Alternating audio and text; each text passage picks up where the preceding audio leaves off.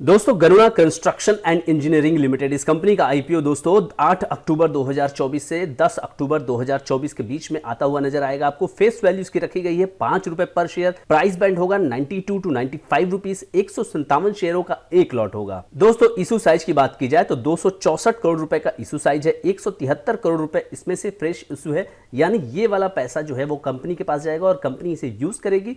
और offer for sale यानी promoter जो है 90 करोड़ 95 लाख रुपए से यहां पर निकल ले, ये वाला पैसा जो है वो प्रमोटर्स अपने स्टेक को बेच रहे हैं। अब दोस्तों अगर बात करें क्यूआईबी कैटेगरी की तो उनके लिए यहां पे 50% टोटल इशू साइज रिजर्व रखी गई है। रिटेल कैटेगरी के लिए 35% और एनआईआई एचएनआई के लिए 15% यहां रिजर्वेशन किया गया है। अब दोस्तों कुछ टाइमलाइन की बात करें, आईपीओ 10 अक्टूबर को क्लोज हो जाएगा और 8 अक्टूबर से चलेगा, शुरू होगा, ये तो आपको मैंने बताया। बेसिस ऑफ अलॉटमेंट 11 अक्टूबर 2024 को होगा और अगर आपको ये शेयर नहीं मिलता है तो आपको रिफंड हो जाएगा आपका अमाउंट 14 अक्टूबर 2024 को, और अगर आपको मिल गया तो 14 अक्टूबर 2024 को ही आपका डीमैट अकाउंट में क्रेडिट हो जाएगा। और ट्यूसडे 15 अक्टूबर ये होगी लिस्टिंग डेट।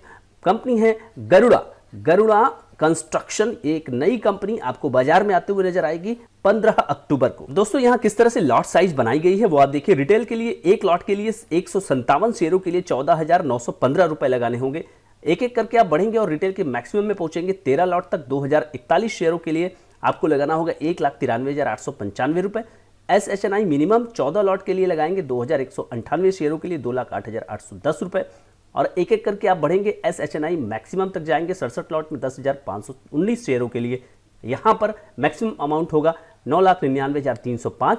और बीएचएनआई में मिनिमम 68 लॉट के लिए शेयरों की संख्या होगी 10,676 और आपको लगाने होंगे 10,14,220। ये हैं आपके जो लॉट साइजेस हैं और उसमें मैक्सिमम और मिनिमम के लिमिट्स। अब दोस्तों आपको मैं यहां पर कंपनी के बारे में बताना चाहता हूं, Garuda construction and engineering. Construction and engineering से आपको स्मेल हो गया होगा कि ये कंपनी एक कंस्ट्रक्शन की कंपनी है और ये कंपनी फाउंड हुई थी 2010 में और कंस्ट्रक्शन कंपनी है। कंपनी प्रोवाइड करती है construction services in residential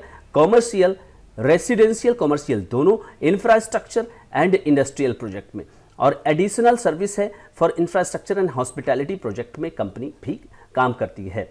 company also provide services such as operation and maintenance, O&M का काम भी कंपनी का है। मैकेनिकल इलेक्ट्रिकल प्लम्बिंग का काम है, MEP सर्विस जिसको बोलते हैं, as well as finishing works as part of construction services. Company का दावा यह है कि कंपनी एक्सक्लूसिव और फोकस्ड बिजनेस अप्रोच के साथ काम करती है, focuses on construction and residential and commercial building and is now venturing into industrial and infrastructure project में भी कंपनी काम करेगी और उसको इस पर ध्यान दे रही है। Established proven track record, company का कहना है कि कंपनी ने एक एस्टैब्लिश किया है proven track record of construction project including golden chariot वसाई hotel, spa and golden chariot boutique hotels in 2015। Since 2017 company has undertaken residential projects in MMR and completed 2 project company ने complete किया है 2017 से MMR residential project में, और company 2010 से 17 में focus कर रही है सिविल इंजीनियरिंग में इन MMR कर्नाटका और तमिलनाडु में। Strong project and execution capability जो कि इस सेक्टर का सबसे इंपॉर्टेंट चीज होता है।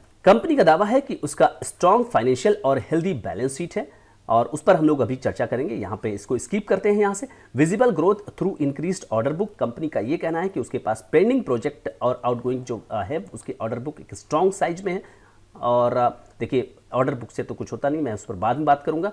और ये MMR अरुणाचल प्रदेश, कर्नाटका, राजस्थान और पंजाब, यहाँ पे प्रोजेक्ट कंपनी के फैले हुए हैं और जो कि कंपनी को हेल्प कर रहे हैं रेवेन्यू जनरेट करने के लिए।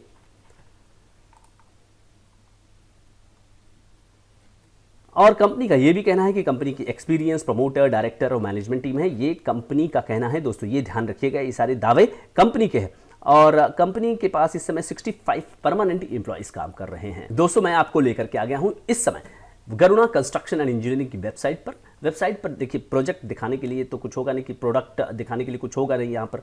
तो कंपनी बता रही है कि expertise in EPC solution, a legacy of excellence. यहाँ पर कंपनी के लोकेशंस, यहाँ पे बिल्डिंग कंपनी के ऑफिस की बात हो रही है कि बांद्रा में है, बांद्रा ईस्ट में है ये कंपनी का ऑफिस, और ये कॉन्टैक्ट आप यहाँ कर सकते हैं, लेकिन ये सब इरेलीवेंट चीज़ें हम लोगों के लिए। Expertise in EPC solution from residential bliss to commercial marvels और प्रायोरिटाइज सेफ्टी कंफर्ट, अब ये तो करना ही पड़ेगा। गवर्नमेंट का रेगुलेशन होता है। इसके अलावा आइए आपको और टूर कराता हूँ इस वेबसाइट की। एक्सपर्टाइज इन ईपीसी सॉल्यूशन, जो कि सभी कहेंगे a legacy of excellence today, Garuda construction and engineering stands as multifaceted power house in realm of civil construction and engineering. अपनी बढ़ाई करने वाली बात है तो आप उसी लिहाज से ही इसे देखें। Elevating dreams one structure at a time, एक बार में एक काम करते हैं। और prioritise safety comfort and choice, ये इनके स्लोगन्स हैं। From residential bliss to commercial marvels, commercial buildings भी बना रहे हैं।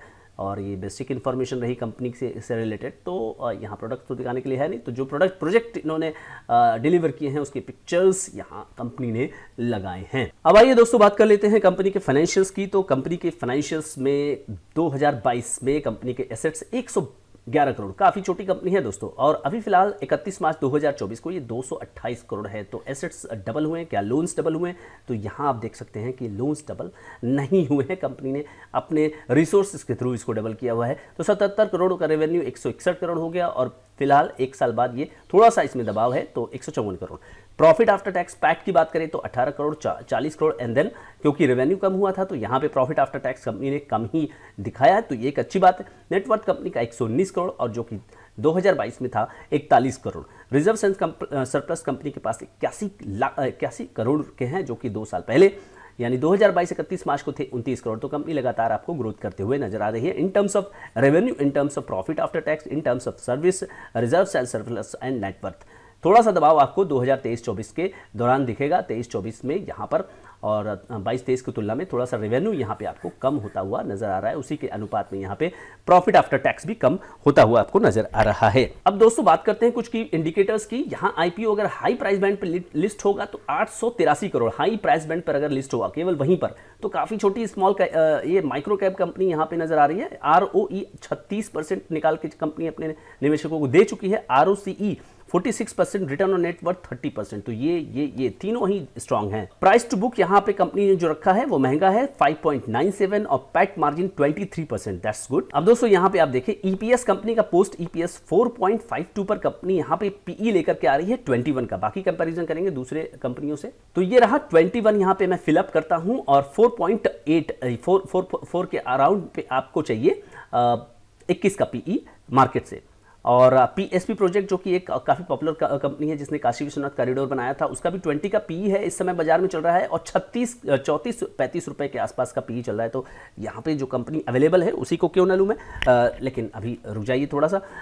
कैपेसाइट इंफ्रास्ट्रक्चर 16 का ईपीएस, 23 का यहाँ पे पीई। अब आप देखिए वैस्कॉन इंजीनियरिंग इसी क्षेत्र में काम करती है, 3 का ईपीएस है और 22 का पीई है यहाँ पर। उसी प्रकार से आप देखिए अहलुवालिया कॉन्ट्रैक्ट्स है 55 ईपीएस और 22 पीई। और बीआई कश्यप 2.3 और 48 का यहाँ पीई। दोस्तों बात कर लेते हैं कि कंपनी इस पैसे का क्या करेगी। जो पैसा कंपनी के पास जा रहा है कंपनी उससे अपनी वर्किंग कैपिटल रिक्वायरमेंट के लिए प्रयोग करेगी और general corporate purpose and unidentified inorganic acquisition भी करना है कंपनी को। दोस्तों कंपनी रियल एस्टेट सेक्टर में काम कर रही है और ये सेक्टर मुझे पर्सनली अच्छा नहीं लगता। तो इसका मतलब ये नहीं कि आप इसमें निवेश नहीं करेंगे, बिल्कुल अपने फाइनेंशियल एडवाइजर से पूछिए और उस हिसाब से आप काम करेंगे। लेकिन मैं यहाँ पर आपको एक पॉइंट आउट चीज़ ये भी बताना चाहता हूँ कि देखिए आजकल जो है एकदम तेजी का दौर है। लिस्टिंग तो 264 करोड़ का केवल यहाँ पे आईपीओ है। अब लिस्टिंग के दिन या आपको मिल जाता है तो आपको सोने पे सुहागा होता है। लिस्टिंग के दिन आपको आराम से कुछ ना कुछ यहाँ पे गेन तो हो ही जा रहा है क्योंकि एकदम तेजी का बाजार चल रहा है। फिलहाल जो है अभी जीएमपी का ट्रेंड बाजार में स्पष्ट नहीं हो सका है। कोई भी जीएमपी का ट्रेंड होगा मैं आपको अपडेट करूंगा, आप अपडेटेड रहेंगे, ये मैं आपको एश्योर करता हूं और उसी के आधार पे आप फैसला लीजिएगा। लेकिन ये भी है कि लोग जो है वो टूट पड़े हुए हैं आईपीओ के ऊपर और किसी को मिल ही नहीं रहा है, ये भी दिखने में आ रहा है। और जिसको मिल रहा है वो एक तरह से लॉटरी मिलने के बराबर हो गया है। तो लिस्टिंग लीजिए और एग्जिट कर जाइए, मेरी यही राय होगी।